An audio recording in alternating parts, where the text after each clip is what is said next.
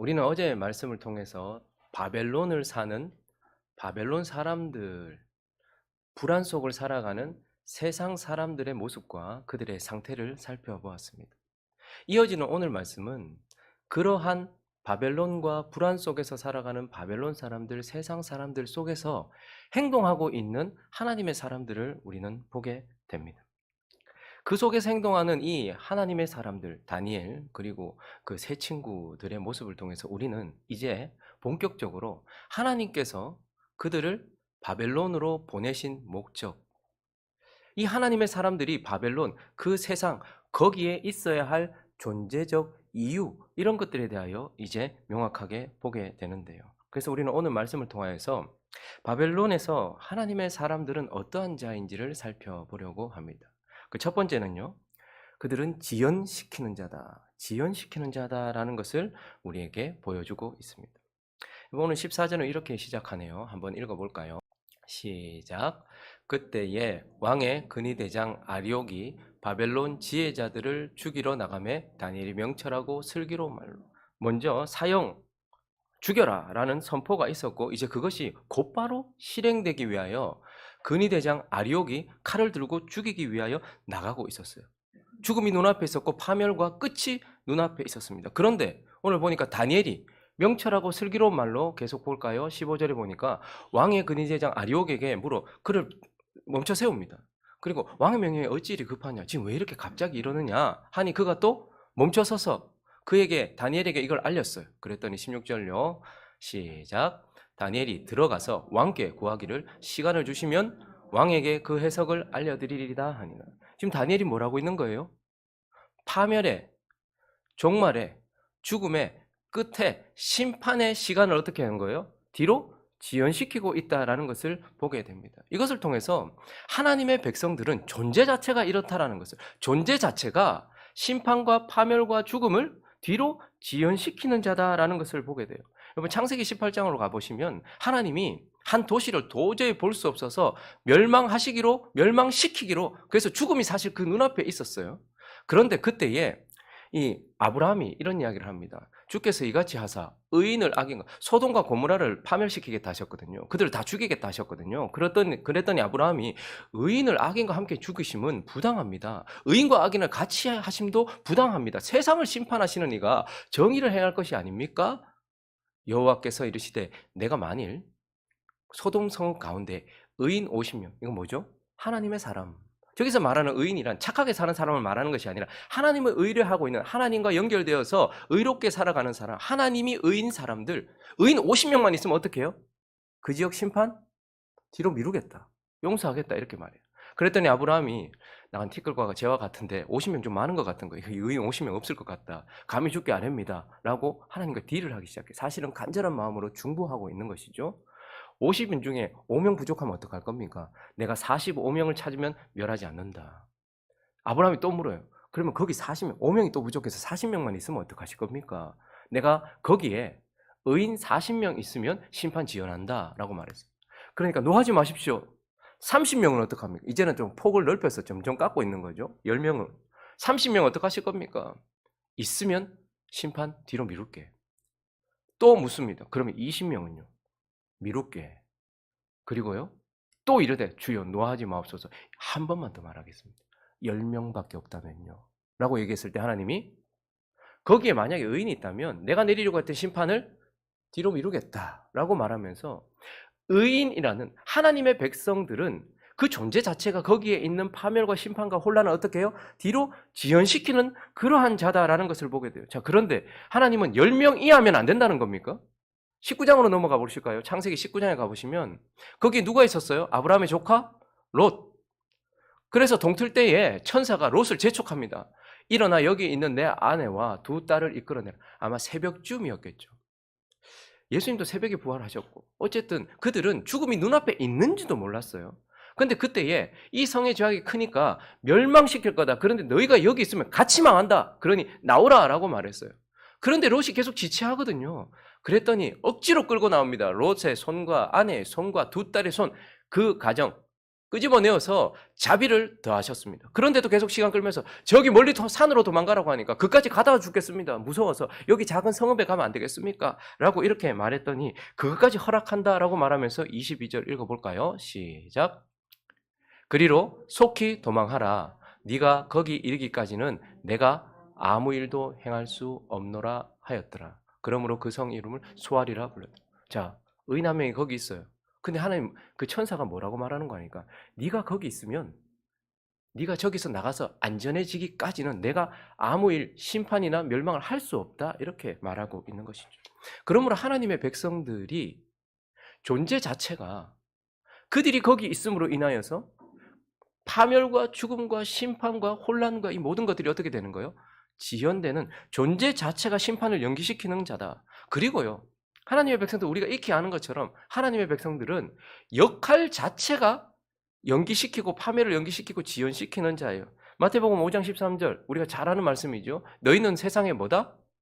소금이다. 이 말은 무엇입니까? 소금은 짜게 하는 것이고 맛을 내는 것으로서 결국은 부패한 곳에 뿌려져 부패를 지연시키는 것입니다. 여러분, 소금이 뿌려졌다고 해서 부패했던 것이 다시 신선해지진 않습니다. 소금을 뿌렸다고 해서 영원히 계속해서 그 신선함을 유지하지도 않습니다. 그러나 그 소금이 뿌려지면 어떻게 되는 거죠? 부패가 지연되어지는 것입니다. 소금이 맛을 내는 동안은. 그래서 원래 아수르는 그 아수르의 성읍 그 수도 니느웨는 엄청 일찍 망할 뻔했어요. 아수르는 세상에서 사라졌습니다. 하나님께 멸망을 받았죠. 바벨론을 통하여서 멸망받고 심판받고 죽음받고 끝났어요. 그런데 사실은 그 시점보다 먼저 이 아수르는 망할 뻔했어요. 그런데 거기 누가 있었죠? 하나님이 억지로 보내신 요나라는 사람이 있었어요. 그래서 3일 길 걸어가야 되는 길을 하루 걸어가면서 그곳에 그가 머물렀고 선포했던 말씀 때문에 니느웨가 심판을 완전히 벗어나지는 못했어요. 결국은 망했지만 그 심판이 어떻게 됐습니까? 지연되었다는 것을 보게 됩니다.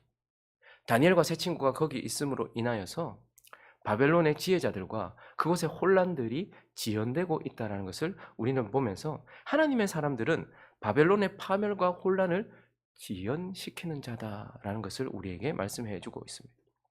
그리고 또 하나, 하나님의 사람들은 바벨론에서 예배하는 자다라는 것을 우리는 보게 됩니다. 바벨론, 마루둑이 우뚝 서 있고 아쿠가 우뚝 서 있어서 모든 것들이 하나님을 멸시하고 우상 숭배의 산실, 세상 그 현장, 하나님을 욕되게 하는 땅, 하나님을 예배하지 않는 땅, 하나님을 바라보지 않는 땅, 하나님을 무시하는 땅, 거기가 바로 바벨론입니다. 그런데 오늘 이 상황 가운데서 한 번도 하나님께 예배드려지지 않았던 그 땅 가운데 하나님의 사람이 거기 있음으로써 어떤 일이 일어났습니까? 17절과 18절을 읽어봅니다. 이에 다니엘이 자기 집으로 돌아가서 그 친구 하나냐, 미사엘, 아사랴에게 그 일을 알리고 같이 읽을까요? 시작.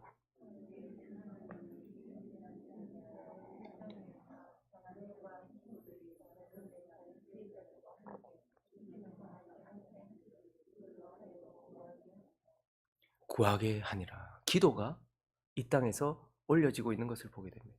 하나님이 거하신 성막 안에 금향단에서 계속해서 위로 그 향기가 확 올라가고 있는 것처럼 하나님을 향한 끝없는 향기로운 그 냄새, 기도가 올라가는 것처럼 바벨론 땅에서 하나님을 향한 기도가 하나님을 향해 올려지고 있는 것을 보게 됩니다. 그런데 이 기도는요, 공동체의 기도로서 공동체의 기도가 하나님께 올려지고 있는, 바벨론 땅에 없었던 일이 하나님을 예배하는 기도가 그에게 올려지고 있는 것을 보게 되는 것입니다. 그리고 이어지는 19절도 보시면요, 기도만 올려진 것이 아닙니다.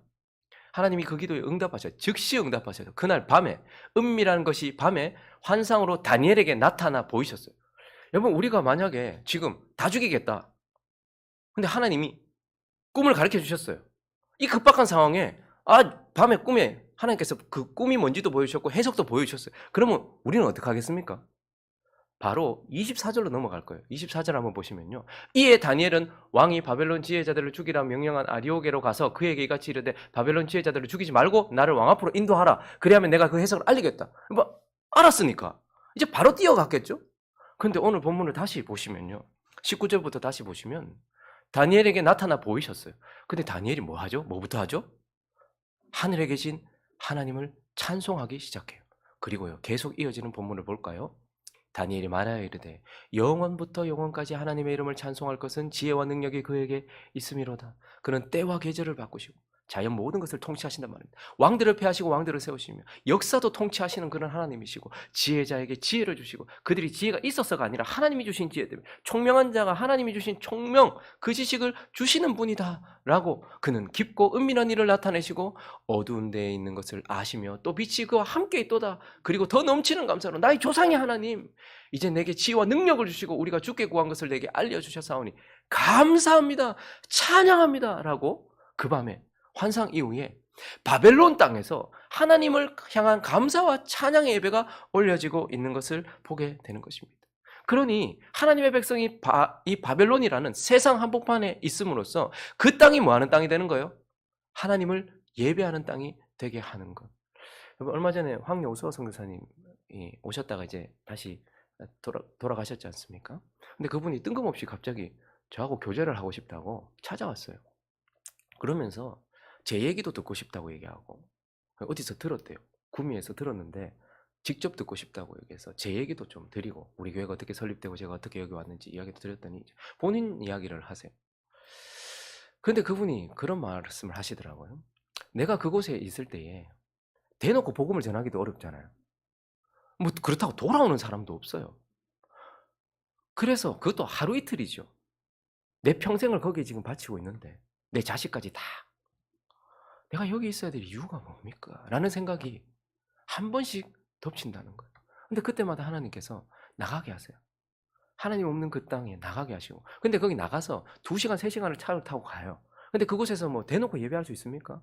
숨듯이 뭐 10분, 15분 잠깐 기도하고 찬양하고 오는데 마음이 확 열린다. 그러면서 하는 말이 뭐냐면 내가 한 명의 영혼도 어쩌면 구원하지 못할 수도 있지만 하나님은 내가 이 땅에서 예배함으로 이 땅이 하나님을 예배하는 땅이 되게 한다는 것 그것을 내게 가르쳐 주셨습니다. 내가 들킬까 봐 여기서 손을 들고 찬양하기도 힘들고 혹시나 내가 여기서 추방될까 봐 내가 대놓고 소리내어서 통성으로도 기도하기 어렵습니다. 우리는 숨듯이 차를 타고 2시간, 3시간씩 갑니다. 그리고 사람이 드문 곳으로 가서 그 땅에서 하나님을 예배합니다. 그리고 돌아오면 우리의 영혼은 살아납니다. 그리고 하나님은 기뻐하시는 것을 우리가 느낍니다. 그래서 우리는 이곳에서 내가 한 사람도 교회도 설립하지도 못하고 복음을 전해서 내가 이 사람 살렸다라고 말할 것도 없지만 그러나 이곳에서 끊임없이 그들의 이웃이 되어주는 것이 내가 할 수 있는 최선이지만 그러나 그곳에서 내가 드리는 기도와 찬양을 통하여 그 땅이 하나님의 땅이고 그 땅에 하나님의 임재가 있는 땅이 되게 하는 것 하나님이 그것을 내게 말씀해 주셨고 나는 그렇게 몇 번씩 그렇게 나갑니다. 이렇게 말씀하시더라고요. 바벨론은 하나님을 예배하는 땅이 아닙니다. 하나님께 기도가 올려지는 곳도 아닙니다. 그런데 하나님이 보내신 그들 때문에 공동체의 기도가 하나님께 올려드려지고 응답받는 기도가 하나님께 올려드려졌고 하나님이 거기 계셨고 하나님이 그들의 찬양 때문에 그 땅에 임재하셔서 바벨론은 하나님을 예배하는 땅이 되게 하는 것 이것이 바로 하나님의 백성들이 거기 있음으로써 나타나는 놀라운 목적이고 이유인 것입니다. 마지막으로 한 가지를 더 살펴볼까요? 하나님의 백성들은 바벨론에 있음으로써 생명을 구하는 자다라는 것을 보게 돼요. 여러분 단순히 지연시키는 것도 의미가 있죠. 파멸을 지연시키고 죽음을 지연시키고 우리 전부 다 어차피 다 죽을 건데 우리가 지금 죽을 걸 20년, 30년, 40년 뒤에 죽는 것 이렇게 지연시키는 것도 의미가 있습니다. 그들이 거기 있음으로써 생명을 살려내요. 여러분 참 이들의 운명이 참 그렇지 않습니까? 끌려간 것도 좀 그렇잖아요. 그런데요 어제 13절 어제 마지막 13절을 한번 보시면요 왕의 명령이 내렸어요. 어떤 명령? 죽여라 다 죽여라. 여기서 지혜자들이라는 말은 말씀드렸던 것처럼 점쟁이들이 아닙니다. 최고의 학문과 기술과 모든 것들을 겸비한 능력자들, 귀족들 이런 사람들을 말해요. 과학자들 이런 사람들을 말해요. 근데 그들과 함께 지식인들 그 사회 상류층 사회를 이루고 있는 자들이 지금 다 죽임당할 상황에 있었어요. 그런데 다니엘과 그의 친구들도 같은 운명이 되어버렸네요. 마치 예수가 우리와 같은 운명이 되셨던 것처럼 다니엘과 세 친구가 거기에서 죽임당할 바벨론 사람들하고 같은 운명이 되어버렸습니다. 자, 그랬더니 그때에 오늘 18절을 읽어볼까요? 다시 18절 시작. 하늘에 계신 하나님이 은밀한 일에 대하여 불쌍히 여기사 다니엘과 친구들 자 여기까지 먼저 기도했는데 크게 두 가지를 기도했어요. 은밀하게 느부갓네살에게 주셨던 그 꿈과 해석을 내게 좀 가르쳐 주십시오. 긍휼히 여기셔서. 그리고 또 하나는요. 다니엘과 친구들이 죽임 당하지 않게 해달라고 자기의 생명을 놓고서 기도하고 있는 것을 우리는 보게 됩니다. 그래서 그들은 지금 자신의 생명과 하나님의 백성들의 생명을 구하고자 기도하고 있어요. 근데 18절을 다시 보시면요. 그것만 기도합니까? 더 도드라지게 역시 하나님의 사람은 역시 그게 아니라 다니엘과 친구들이 또 누구와 함께 바벨론의 다른 지혜자들과 함께 죽임당하지 않게 기도함으로써 다니엘과 내 친구들을 나와 내 친구들의 생명 하나님의 백성들의 생명을 구해 주십시오. 그리고요. 바벨론의 다른 지혜자들의 생명도 구해 주십시오. 이렇게 말하고 있으면서 옵션으로 끼워 넣는 것이 아니라 같은 선상에 놓고서 그들도 살리시고 우리도 살려주십시오라고 생명을 살리기 위하여 생명을 살리도록 기도하고 도고 기도하고 중보 기도하고 있는 것을 우리는 보게 됩니다.